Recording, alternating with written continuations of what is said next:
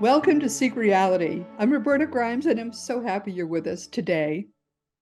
One of Jesus's greatest lessons, as I think we all know by now, was that we all must forgive, not 7 times, which that would be a lot when you think about it, but 70 times 7 times. In other words, we must forgive every time and no matter what.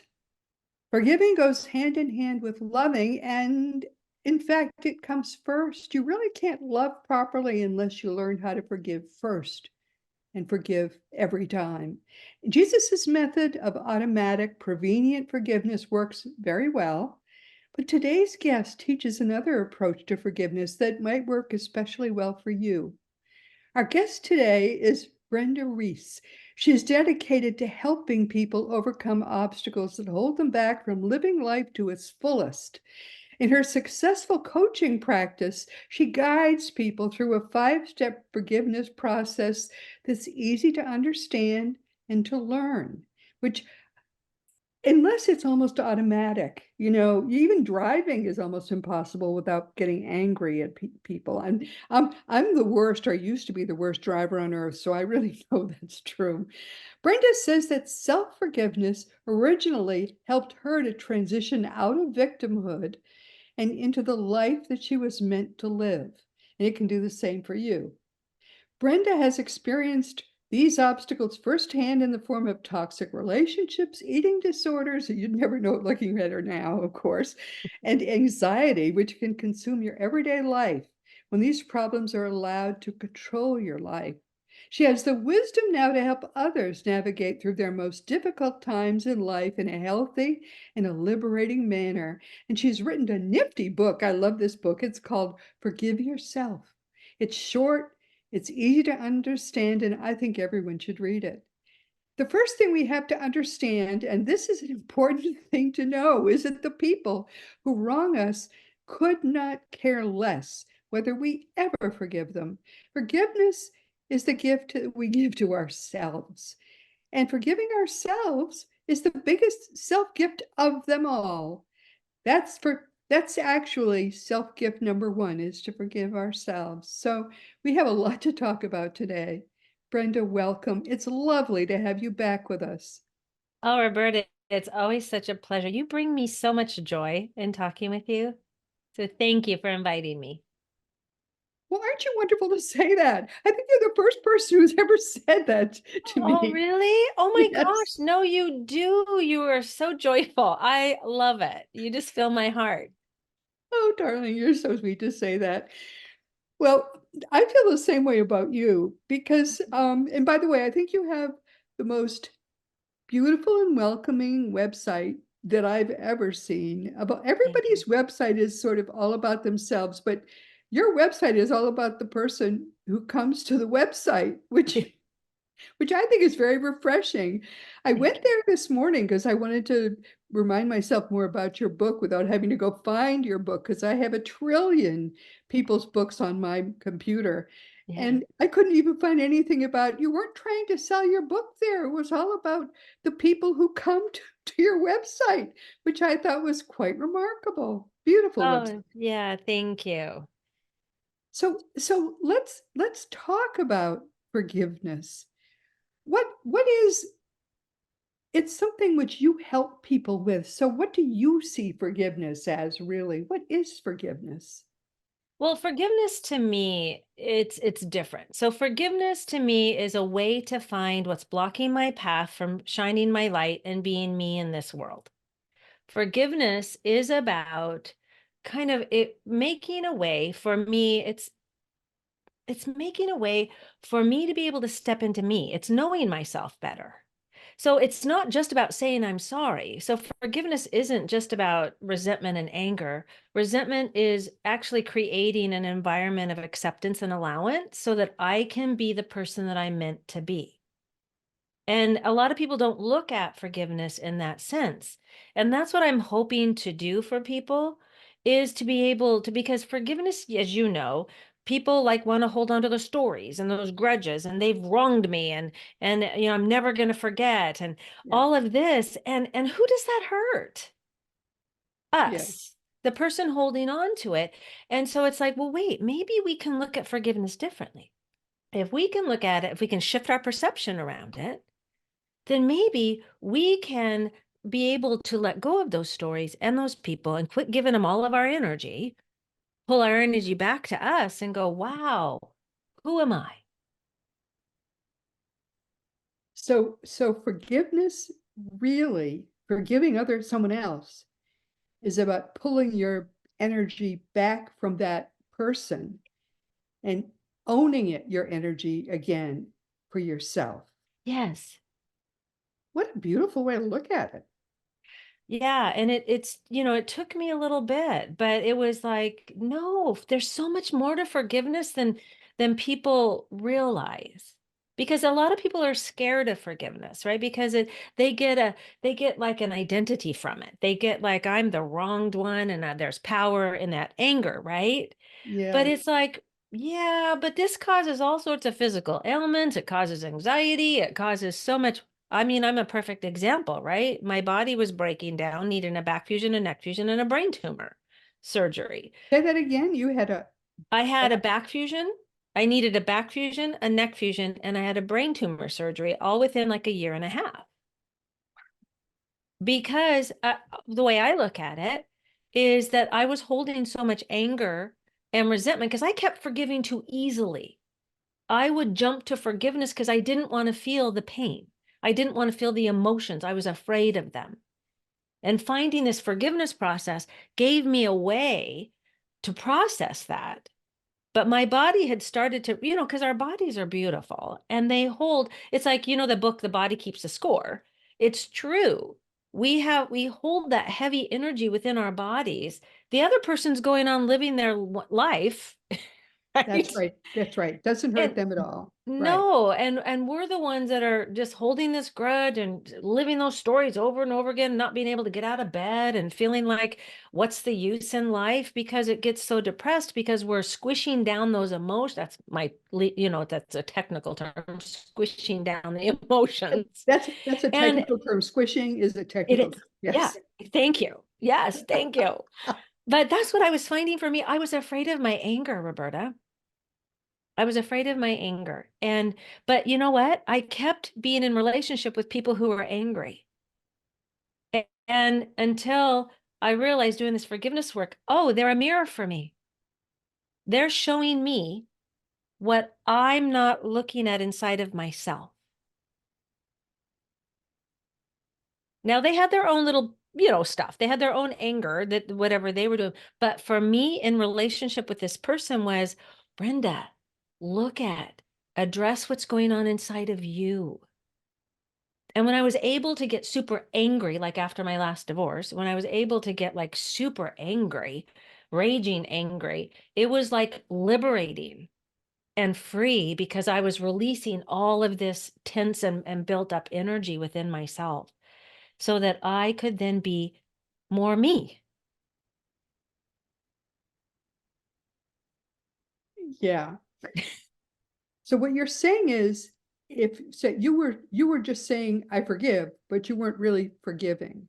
No, no, I was what they call, the bypassing, right? So it's like where you jump from one to the other. So instead of feeling my emotion, instead of feeling the hurt, the grief, the sadness, because I believe that as we're little and we go through all sorts of different traumas or we go through different experiences, we don't know how to deal with them. So what we end up doing is stuffing it down, right? Because our little minds can't handle it.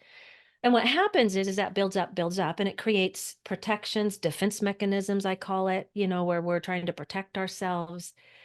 And as we get Right. older, our body can't hold it for all that long of a time. And so what I was doing was I was just like on, oh, they didn't mean to do it, or oh, and which was true in a way, but I wasn't valuing me first. I was jumping over the emotion so that I could get to forgiveness so that I could feel okay. So I was afraid to handle my emotions You because were I afraid thought, of fully feeling the emotion. yes, Yes, because I thought if I went there, you know how we call it there, if I go into the sadness, I'm never going to come out. If I start to cry, I'm never going to stop. If I get angry, I don't know what's going to happen. Right. And I think that's common. Right. Probably it is. Right. So I would just jump over that piece, not learning, because nobody teaches us really how to feel our emotions in a safe way.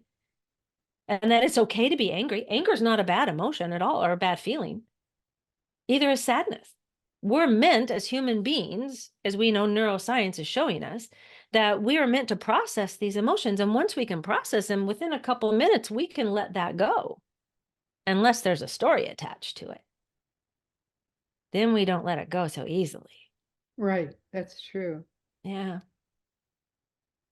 So if someone comes to you, let's say they've been robbed, or they someone they really loved was having an affair, and Mm. or they've been wronged. Mm-hmm. You help them process the emotions attached, and then help them forgive those wrongs. That's what you do to help them. Yes. Yeah, that's part of the process is being able to feel the feeling. So you first, what's really important, our stories are valuable. And this is what people don't, in my head or your head, how we say the same story over and over and over again, right? And so we can get sick of our own story. But when we tell our story for the same way the last time, that's what I say to people when they come to me. You're telling your story the same way as you always have been, but for the last time. Because now I am going to look at your story and I'm going to witness it. So our stories need to be witnessed and validated. Yes, you were victimized. You were hurt. And that brings relief. It's like, oh, because I have someone in my corner that's not just listening to me, but also I'm listening intently for where are those patterns? Where are those beliefs?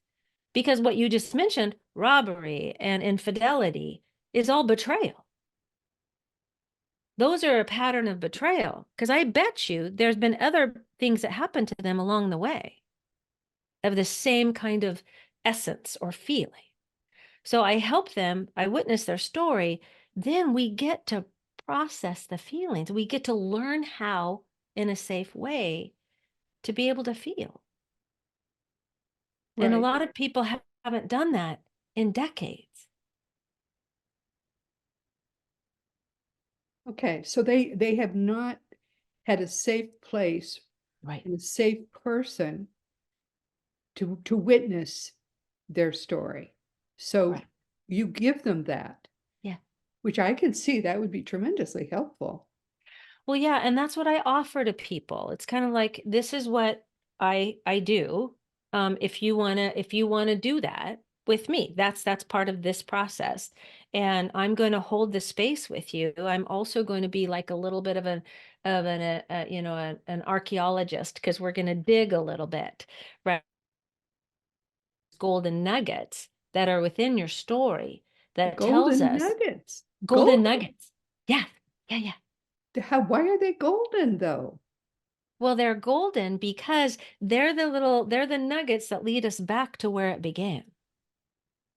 Okay. So what I help well, you can call it connecting the dots, right? But they're golden because, Roberta, when we learn to look at these experiences in life a little bit differently, as you know, as we all hear, life happening for me, not to me. If we can look, For me yeah, not to. Okay. yeah, if it's happening for me, which is a big jump. So I'm not asking people to jump to go to there right away, right? Because we have to process first. Okay. There's steps, right, that we follow. So we tell the story and we feel the feelings. Then we learn to as I'm processing this with the person and I'm finding the golden nuggets, we're learning which one are we ready to look at differently, Okay. right? And then we can separate. So what happens with us as human beings is our brains love stories. And if in the absence of a story, it'll make up stuff.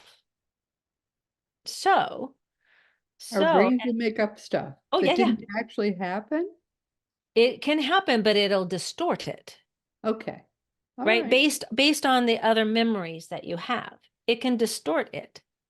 It's kind of Okay. like when you have two people going through the same experience, but they will tell you two different stories Uh-huh. because our brains interpret it based on our own filters and our own response, our central nervous system response. All So right. it'll make up some stuff based on our experiences.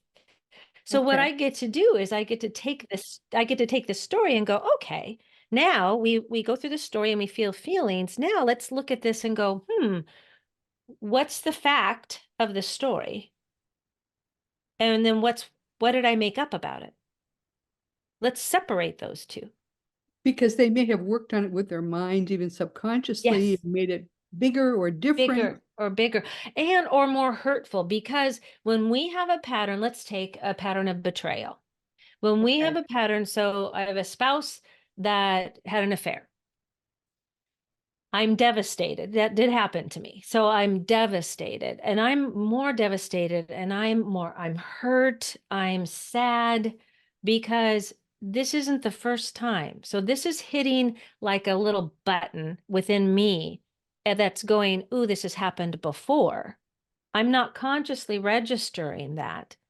But what I'm saying is it feels deeper and it feels more intense because there's more to it than just a one-time thing. Does that make sense? Yeah. Yeah. Yeah. Yeah. So when I can look at that, it's like, oh, so the fact is my spouse had an affair. That's a fact. Okay. You But can you feel maybe it. made it get a little worse because Right. But if you just feel that in your body, my spouse had an affair. Okay. It's like, oh, but now what is the story that was attached to it? I'm not pretty enough. I'm too fat. I'm ugly. I didn't do things right. There's something wrong with me. I'm not good I enough, see what you mean. You right? expand it into I your own expand it hideousness. Uh-huh. Yeah. based on my experience, Right. based on my beliefs and patterns. Right. Right. I mean, No, it's nobody will ever love me. Yeah. right. All Yeah. right. All of that we have been carrying all of our life. Those are those golden nuggets. Seems pretty tarnished for a golden Well, we got to shine them nugget. up. You know, diamonds, right? Diamonds are made under pressure. Diamonds are ugly. When you pull a diamond out, they're going for the inside. They've got to pressurize it. They've got to push it. They've got to really kind of break Doesn't it look like a apart. diamond when they first dig it up. No, no, but Yeah. diamonds are made under pressure. That's kind of like human beings. So we're made under pressure, right? So I'm trying to get to that inside piece. Yeah. So to get to the inside, I know, and I know it doesn't sound very fun, does it? I guess when I say it out loud, it doesn't sound fun. But I get excited because I know on the inside Yeah, what that looks you've like. seen the result of this Yeah. process. I know. Yeah. Yeah. So I get a little excited. Yeah. Yeah. It's very hard to see other people's pain. And I think what I'm Oh, doing is seeing this with you. You must be such a strong person to go through this with other people and help them through it because I can't bear to see other people's pain. And you do this with your clients. yes. You must Yes. be so strong. Well, you know, I have, I think I'm meant to do this Yeah. because it is something I have been given the gift, and I call it a gift, of going through different circumstances throughout my life and being able to process, overcome, and be able to get to this space where when you meet me, you know, without even me telling you a lot of story of that I've been there and I get it. That's what most people tell me. Yeah. Wow. But I mean, you must be a rock because No, that I yeah. get emails from people and Yeah. they tell me their stories. Mm. And with each of them, sometimes I say, okay, I have now, my heart is officially broken. I don't know that I Oh, can ever read another email like this. And yet each oh, time my heart gets broken with those emails. oh, So, and you know, and that's where I've learned to have a boundary. I've learned to be able, well, this is for me. This is to be able to empathize and I hold can this. empathize. That's my problem. I can Right. And empathize like sometimes heck. we can empathize too much. So Yeah. this is where we look at, where does that trigger us, right? So where is that for me? If I'm being heartbroken every time, maybe there's something in this. If we look at the mirror, maybe there's something in this for me to be able to love and hold compassion for myself, so then I can become stronger in that area. Because it's like this. If I'm, this is what I learned is, like that story of the man falling, walking along the sidewalk, falling in a hole, man or woman, right? Falls in a hole. Somebody, he's yelling, help, help, help me. So a person walks by and they jump in the hole with them, Yeah. right? And then another person walks by and they jump in the hole with them. Pretty soon it's a pretty full It's hole. a pretty full hole, but everybody's stuck in the hole Yeah. until somebody comes by and goes, looks down and goes, let me get a rope. And whoever wants to come There's out. a ladder, guys. Start climbing Yeah, back out again. exactly. Yeah, I'm not jumping in the hole with you. And that's what I had to learn. I'm not jumping in the hole, but I'm holding this beautiful space for possibility, to be able to not stay in that pain and heartbreak, but to be able to see the other side of it. And I get to hold that for my clients, because if I jump in the hole with them, we're Doesn't no help. good. Yeah. But I'm going to tell you that's a learned process, because I was jumping in the hole with people in the beginning. When you have compassion for them as you do, it is very hard to feel that pain with them. Because I know, Well, I mean, you're a yeah. very strong individual that you're able to do this for them. Well, and I look at, like, you talk about what Jesus did, right? And the forgiveness and all of that. And if he was jumping in the hole with people, he couldn't have stood and held the faith and the love that he had, the kindness, right? Love is this energy that allows us to be there, but not jumping in the hole. Yeah. Letting people, so this is the acceptance piece of forgiveness also. I get to look at the fact of that you and each person that I talk to has a soul's journey that I Mhm. don't even know what it is exactly, but I'm going to honor it, and I'm going to hold the space for this person to have that journey and know that I'm a part of this because they came to me. And when learning acceptance, I learned acceptance through AA. I'm 20 years sober and grateful for that, because I learned in AA about acceptance. That acceptance is not agreement, but acceptance is knowing that each person has their journey and their experience. And who am I? I can't play God to try to change them, but I sure can offer possibility, and I can offer ways to have them look at their life differently if they want to. And if they don't, the hardest part is, if they don't want to, then I have to make the decision of whether I stay in relationship or not. And that's also part of forgiveness, right? Whether I reconcile, whether I stay in relationship, or whether I need to separate myself from my own safety and loving, like you were talking about, self forgiveness. And we have Now, to walk away from relationships sometimes. yeah, we certainly do, and forgive ourselves for that Yes. as well. Now, but there's some wonderful testimonials on your website. Mm. How long does it take sometimes for people to get to the point where you've helped them to the point where they feel that they're free of whatever brought them to you? Yeah, so each person is definitely different. And it depends upon the story and the attachment to the story. So the people that I work with, it ranges anywhere. It usually takes a couple months. It takes about 3 months to be able to diligently work through the process, have somebody, me, in the corner, so that they don't feel alone as they go through this. I've had clients work with me for 6 months, and they can really feel a difference, I'm sure. Wow. within 6 months. And so I say it's amazing the difference a year makes, because there is something about a year when you're doing a process, whether, they work with me intently for like 3 to 6 months.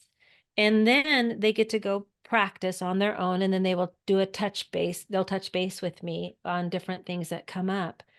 But most of the time, every client says to me, Brenda, after a year, they go, Brenda, I didn't believe you when you said a year from now you're going to feel so much different. And they tell me every time, you were right. Oh my gosh, this is so good. And there has been two people in this last 10 years that I've been doing this that didn't want to let go of their story. They didn't want to feel different. They wanted to be right. And so within that 3 months, they were like, no, this is hokey. No. And it's only two. And so I feel pretty good about that. But then that was a little heartbreaking because I could see where they could go, Right. but I have to Yes, let them that's go hard. there, right? It was hard.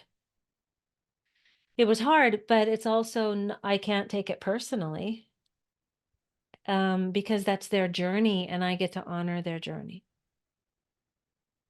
I know exactly what you mean. Mm, They could have had a much happier yeah. life. They could have had a much freer life, Yes. but that was not what they wanted. No. So what can you do? Yeah. That happens a lot in relationships, right? When we have one person growing and, looking at themselves and the other person not. There comes what I call a choice point time where you have to decide if that's where you want to stay or not. And a lot of people stay in relationships too long, I think, because we're afraid. It's that fear. I know I sure did. And then when it was time to come to that point in my relationship with my ex, it was hard and painful. And yet I had learned to love myself enough that I needed to do it for his sake and my own, because the other person also is suffering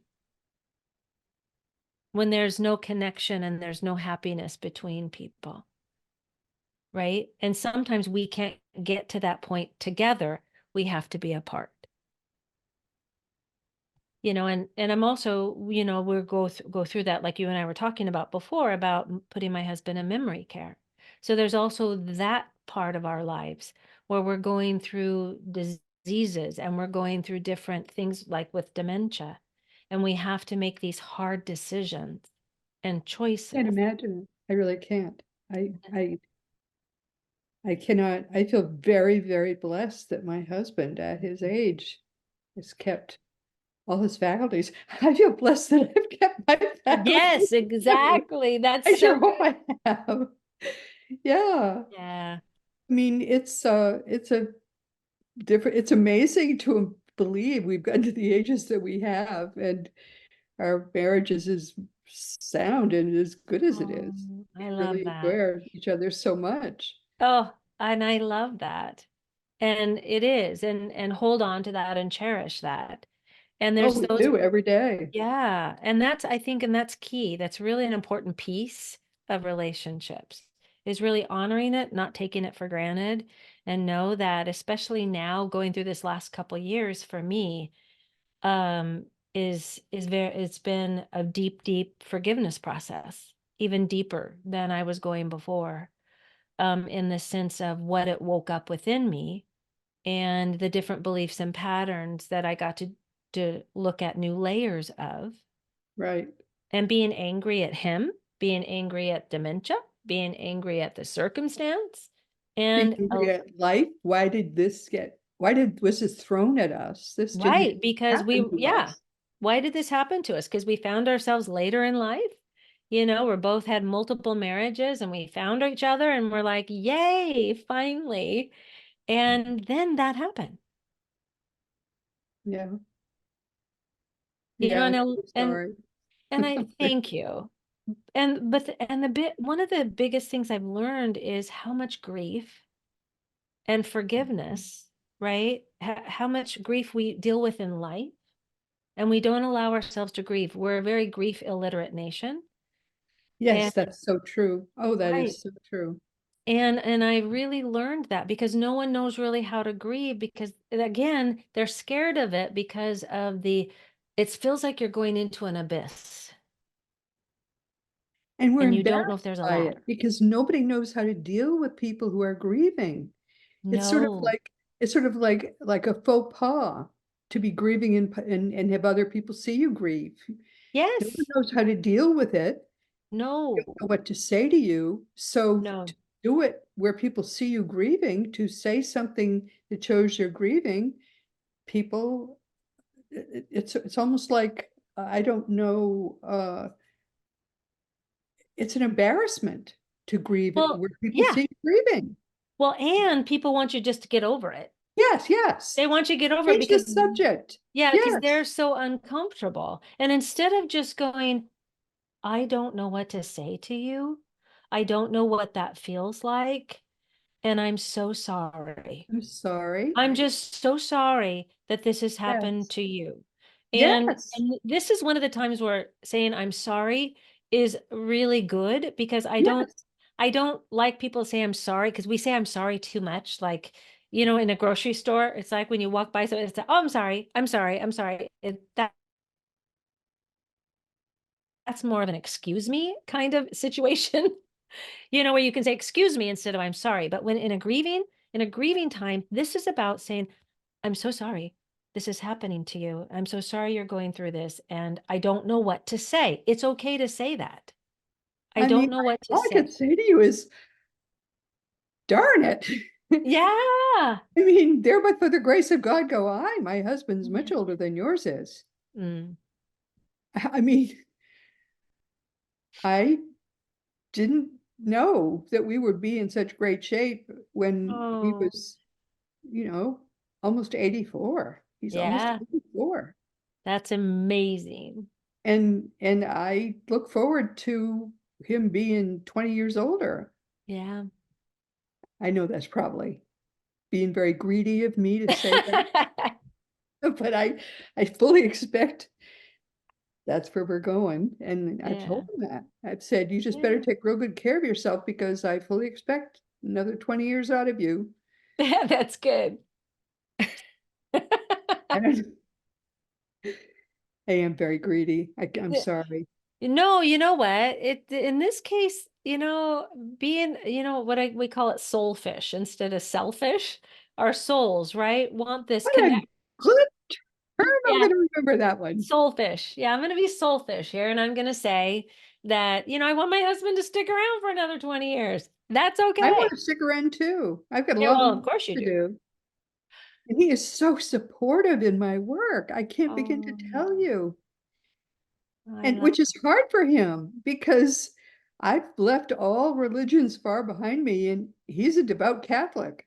Oh. In the beginning, when he realized what he had married, he told me I was going to hell. I mean, he was sorry about it. It was, I'm so sorry, dear, but you'll be going to hell.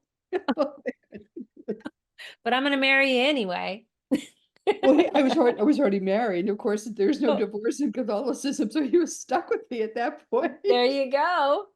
Oh We my have God. had a very funny marriage, a lot of things to laugh about, which is the Oh. key, I'm convinced, to a successful marriage. Marry a Catholic because they can't divorce you once you're married, and and therefore they've got to laugh about it. And so we've done a lot of laughing. Oh, that is so good. Laughter is the best medicine, It right? really As we've is. heard. 51 years and counting. So Wow. I know. I That's know. amazing. I know. He was stuck with me, so we had to make the best of it. Well, it sounds like you've done more than make the best of it. Yeah, we have actually. Yeah. Actually, it's been a lot of fun. Yeah, no, we're still having fun every day. Oh, It's a very silly marriage, but no, it's wonderful. We're having a lot of fun every day. this is a blessing. You are blessing all of us with your relationship. Yeah, well, yeah, I mean, it's kind of exemplary. You just don't take yourself or each other or your marriage all that seriously. No. But you do build your life around making each other happy. I think that's very important. That's really the secret to making your marriage work. Yeah, it is. And I think too, and you can, I'd like you to talk about this a little bit, is like it's taking care of yourself first too.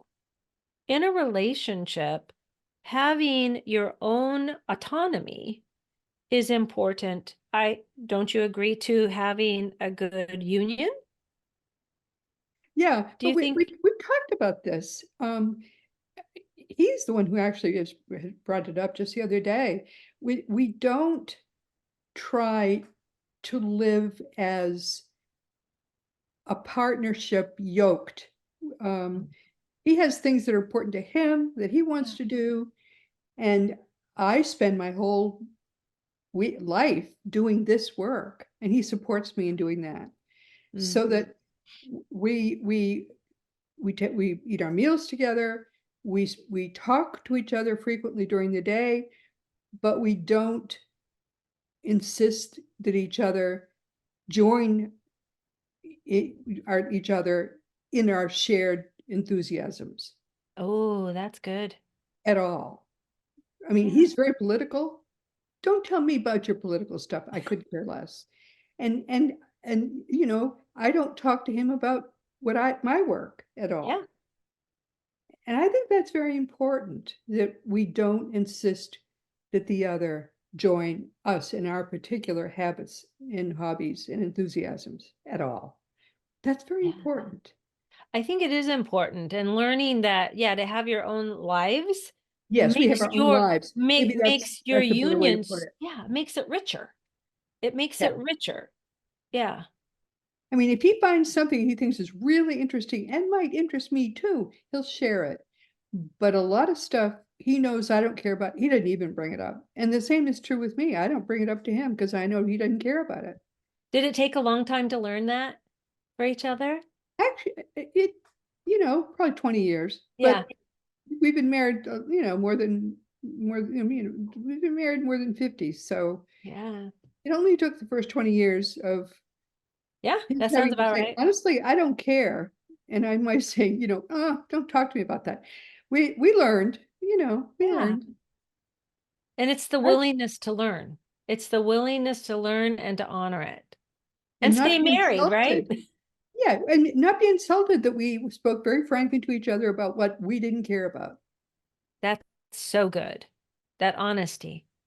Yeah, Yeah. Yeah.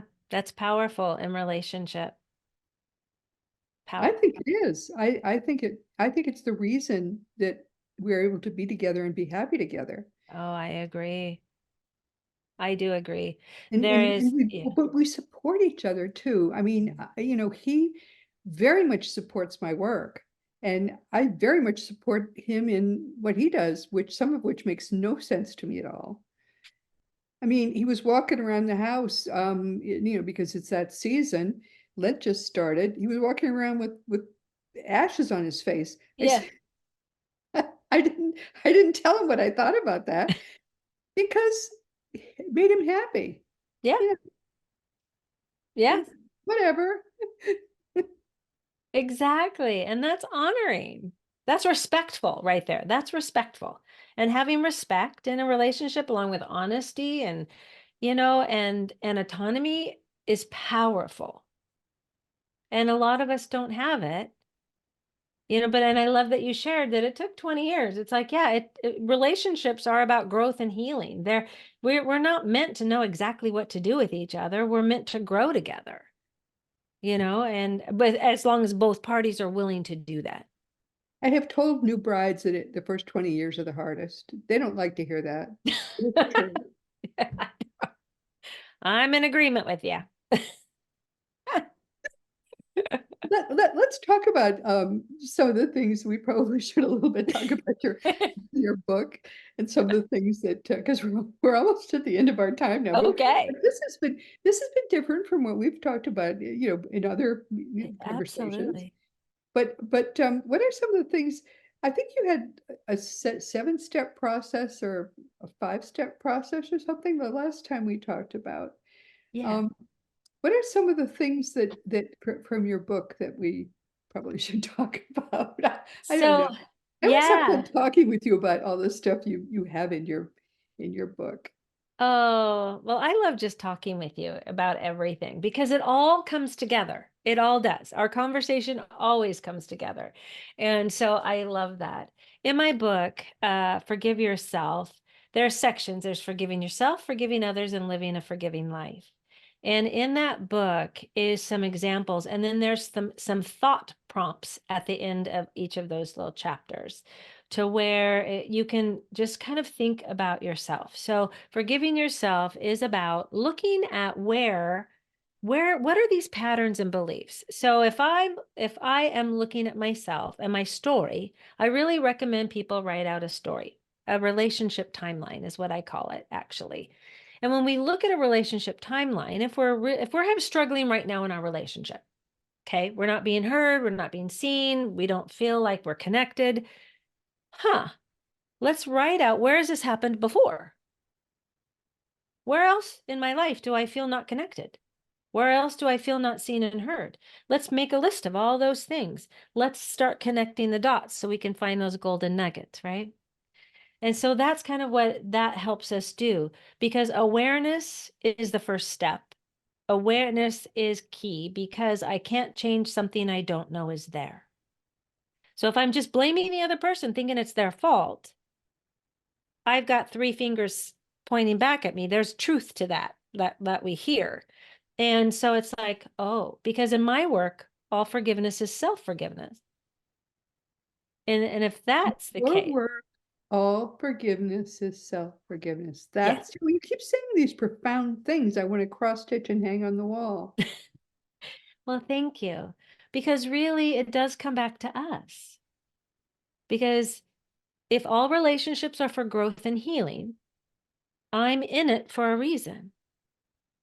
And yes, I can help the other person, but really, I believe we are here as human beings to learn to love ourselves deeper. And then Yep. when we love ourselves deeper, we can love everybody else deeper. That's another one that's profound and so true. Absolutely right. Yeah, I just truly believe, I just feel that strongly in my heart. And if that's the case, if I choose to believe that, well, then my relationships are mirrors for me. It's showing me where I have denied or repressed or rejected something about myself that I don't know is there. It's not a bad thing. It's like, where have I been angry before? Where did it start? How far back can I go? If I'm feeling wounded and hurt, and this is key, Roberta, where did I feel these same feelings? Where else in my life does this show up? And that right there is so key, because how far back does it go?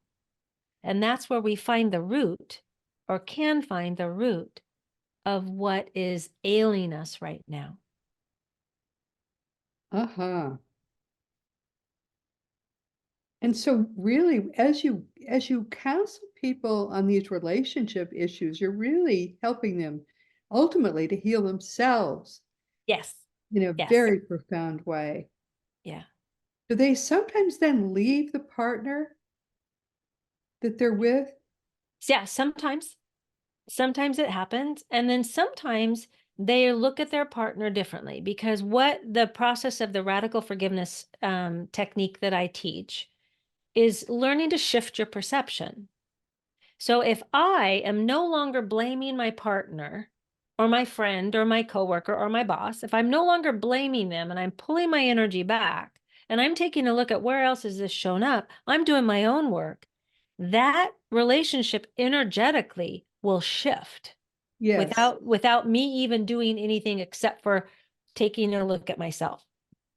A lot of times it'll shift, and sometimes the relationship can be stronger, but sometimes you go, oh, I need to leave, this is time. You become clear, you get clarity. And the relationship stops working really Yes. then. Yeah, because sometimes we're not meant to be in relationship for that long. We're meant to learn something from this person, or they're meant to learn something from us. Not in all cases, because I know some people believe that when, you're together forever, like in a marriage, but in some cases, maybe not for some people, because remember, we all have our own soul's journey. And so maybe for some, it's not. Absolutely right. Oh, this is Yeah. well, we're going to do this again, my dear. Yay. This is, I'm sorry, we really have come to the end of our time. Our wonderful, wonderful guest today is Brenda Reiss, and her website, which I recommend you just visit even, is brendareisscoaching.com. You can learn a lot more about her just by going to the website, which is full of information. And her book is Forgive Yourself. I recommend you read it. You can read it in a it's a very short book, but it's full of information about how you can help yourself. Really, I thought it was something. I mean, you can read it, I think, in an evening Oh, almost. yeah. It's very, very short, Mhm. but full of information and help. Thank you for being here, dear. This has been so much fun. I always enjoy talking to you. Oh, me too. And once again, my beloved friends, we've come to the end of our time together. This has been Seek Reality with Roberta Grimes. I'm so happy you could be with us today. Please never forget that you are a powerful, eternal being. You never began, you're never going to end. And when you get that, when you really get all the implications of that fact, it changes everything in your life for the better. Next week, our guest will be John R. Audette. He'll be here for the fourth time to talk with us about his remarkable book, which is called Loved by the Light, True Stories of Divine Intervention. And I think, what's it called? True Stories of Divine Intervention and Providence. His book is the result, actually, of a lifetime spent in the IANS community. He was one of the founders, actually, with some of the leaders of that community, including Raymond Moody. And he was the first, I think he led the first 4 years, starting in 1978. And he now is the co-founder with Dr. Eben Alexander of Eternia, and he leads that to this day. Also, Dr. Edgar Mitchell, Apollo 14 astronaut and sixth man on the moon, was co-founder of Eternia. So this guy, let's say, is one of the blue bloods of the IANS and Eternia, and sort of in the in the whole community of people in the IANS network. He is one of the earliest people and the leading lights of that community. Nevertheless, putting all of that aside, he wrote a very neat book, and I wanted to finish talking with him about it. So he's coming back. And I think you're going to like his book too. So please join us next week. And today we've been talking with Brenda Reiss, who also has been with us for the fourth time. Brenda, as you can see, is just a bundle of fun. She's rapidly becoming our Seek Reality forgiveness guru, and her simple and straightforward, she actually, somewhere buried in all the things she says, she has a 5-step forgiveness process. And as you know, Jesus taught forgiveness. And I'd like to bring you as much as I can of all the different ways you can learn forgiveness. But I especially like what Brenda does, because she uses it as part of a coaching process. And many people really need that. They need to go into their lives and they need to sort of take their lives apart and put them back together and make forgiveness the core of what they do. And so they need someone like Brenda to really help them do that. I urge you to go to brendareisscoaching.com and kind of work with someone to help to do that with you. In any event, her book called Forgive Yourself, I think, is almost a must read because, as I say, you can do it in an evening. It's very short. I think everyone can be helped by reading it. And because we've sort of used up all our time, I can't really talk to you about all the rest of the stuff I normally talk to you with. But as always, by now, you know what my books are. You know you can always talk to me by just going to the green contact block on robertagrimes.com. And just email me. I always answer emails. It can take a little time because I get so many of them. But just make sure you give me your correct email address, because sometimes I write a long email and it bounces, and that makes me so sad. It ruins my day, and you don't want to do that. All of the more than 500 past episodes of Seek Reality are available wherever audio podcasts can be found, and you can listen to new audio episodes each week with the Seek Reality app that you can find wherever free apps are available. You can also see new video episodes each week on Roku, on Fire Stick, YouTube, and elsewhere. And meanwhile, this has been Seek Reality with Roberta Grimes.